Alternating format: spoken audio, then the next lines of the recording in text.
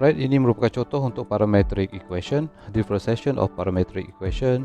Alright, kalau you all perhatikan dekat sini sekarang, okay, bila dia melibatkan parametric, normally kita akan gunakan t sebagai variable. Okay, so bagaimana you tahu dia adalah parametric? Dia sama ada dia akan dibagi tahu dalam soalan, ataupun you tengok sendiri bentuk pattern dia soalannya ini.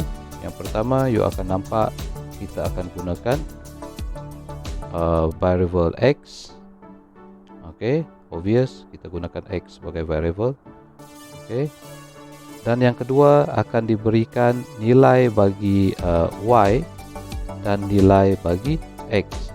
Yang mana nilai bagi y dalam function of t. Okay, nilai bagi x juga dalam function of t. So, maksud dia variable dia adalah t lah. Okay, dalam x ni variable dia adalah t. Dalam y ini variable juga t.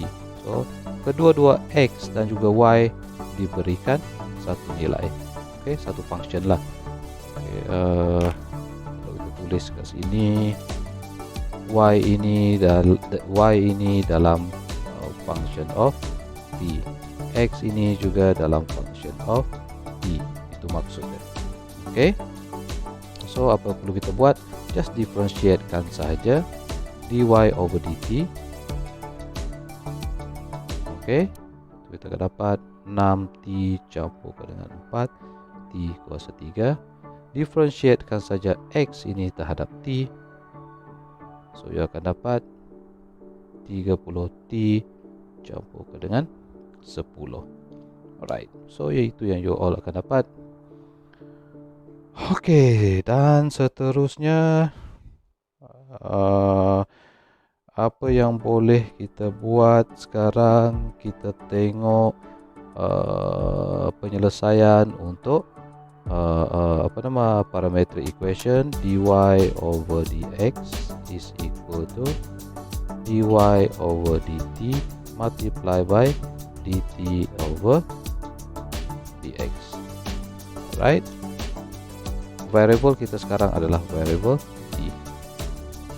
Okay, so ini adalah rumus dia untuk parametric equation. Okay, so bila kita selesaikan, masukkan saja nilai dia, dy over dt. Ini nilai dia. So dalam persamaan 6t campurkan dengan 4t kuasa 3 darabkan dengan dt over dx. Ini adalah dx over dt. Beza, dt over dx, t duduk sebagai numerator, tapi di sini dx over dt, t duduk sebagai denominator. So apa yang berlaku sekarang ini, you kena switch dua ini. dt jadikan numerator, dx jadikan denominator, seperti yang sepatutnya dalam penyelesaian. Okay, so maksud dia sekarang, jadikan dt ni sebagai numerator, dx sebagai denominator untuk kita fulfill syarat. So ubah sajalah kedudukan dia. Kalau kita tengok di sini 30t campur 10, 30t campur 10 ini actually dia adalah over 1. So bila you gantikan kedudukan, so kedua-dua yang ini juga akan berubah. So 1 over 30t campur 10.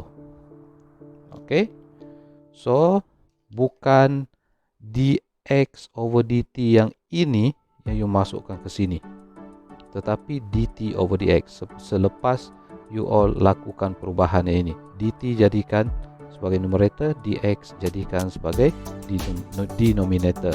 So 30t campur 10 over 1 juga akan berubah, dia akan jadi 1 over 30t campur dengan 10. Okay, so masukkan 1 over 30t campur dengan 10.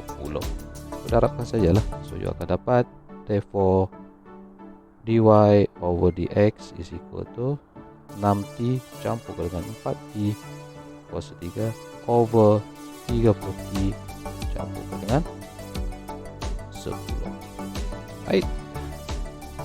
Okay, kalau you tengok equation yang ini, example yang ini, you tahu dia adalah you tahu differentiation ini you akan selesaikan dengan menggunakan parametrik. Yang pertama, bagaimana you tahu? Sebab diberikan nilai y dan diberikan nilai bagi x. Y pula diberikan dalam function of t. Variable dia adalah t. X juga dalam function of t, because variable yang diberikan dalam function x, x itu adalah function of t. Okey, ini adalah parametrik. Langkah yang kedua yang kita kena buat, just differentiatekan saja. Differentiatekan y terhadap t. Right, differentiatekan x terhadap t. Itu saja. Okey. So, yang ini kalau you tengok, this one adalah trigo. Okay, you kena ingat baliklah trigo yang ini. Dalam trigo, y equal to 3 sin 4t. Okay, mudah dia you tengok beginilah. Y equal to a sin u. Okay, so tengok balik. Kalau you all lupa trigo, tengok balik macam mana cara nak buat. Rumus diberikan. Okay, so saya akan buat straightforward dengan andaian yang you sudah mahir menggunakan trigo. Okay, so sin akan jadi positive cos 4 multiply by 3, kita akan dapat 12 positive cos 4t. Ini akan jadi 8t kuasa 3. Alright, 8t kuasa 3. Okay, so itu yang kita dapat. Dan sentiasa ingat dalam penyelesaian kita bagi dy over dx untuk parametric equation. Okay. Right.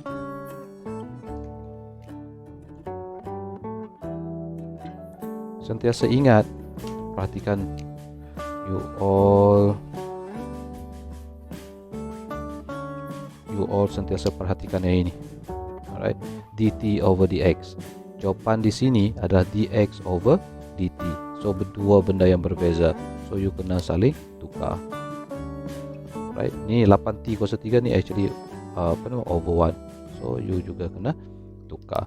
So maksud dia sekarang dx over dt ni, kalau you nak jadikan dia dt over dx, so dt ni jadikan dia sebagai numerator, dx jadikan sebagai denominator untuk fulfill syarat dia, penyelesaian ini.